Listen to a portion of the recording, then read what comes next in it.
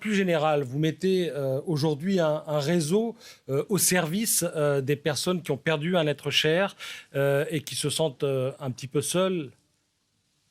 Tout à fait, c'est la plateforme mieuxtraverserledeuil.fr qui a fédéré plus de 100 associations françaises d'accompagnement de la fin de vie et du deuil qui ont fédéré leurs bénévoles pour, via cette plateforme, proposer un dispositif d'écoute et de soutien aux personnes en deuil alors qui sont parfois dans une extrême solitude, une extrême souffrance. Il y a un deuxième dispositif qui va être mis en place dans quelques jours. Il y a des raisons techniques qui sont vraiment importantes à mettre en place et qui vont permettre, via une inscription sur la plateforme mieuxtraverserledeuil.fr, de s'inscrire et par un lien, on pourra assister en direct à la cérémonie qui est en cours. Et normalement, c'est l'organisateur funéraire qui va filmer la cérémonie pour que, en direct, les proches, quels qu'ils soient, à différents endroits, ça peut être un nombre illimité de personnes qui se connectent sur ce lien. C'est très, très bien, il sera très bien expliqué sur la plateforme.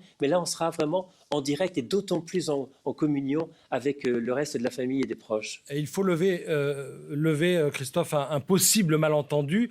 Ce dispositif s'adresse à toutes les personnes qui ont perdu un être cher, et non pas seulement à celles qui ont perdu un être cher à cause de la Covid-19.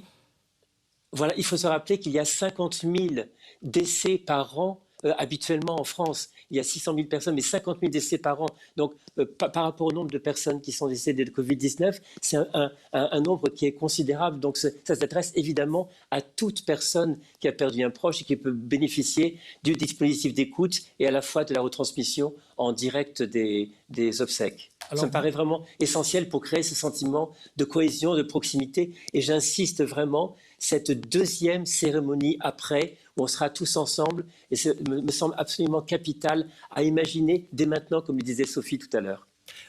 Christophe, je vous demande de rappeler où est-ce qu'on vous trouve, en quelque sorte, le nom de cette ligne. Donc, et surtout où on peut vous trouver. Voilà, mieuxtraverserledeuil.fr.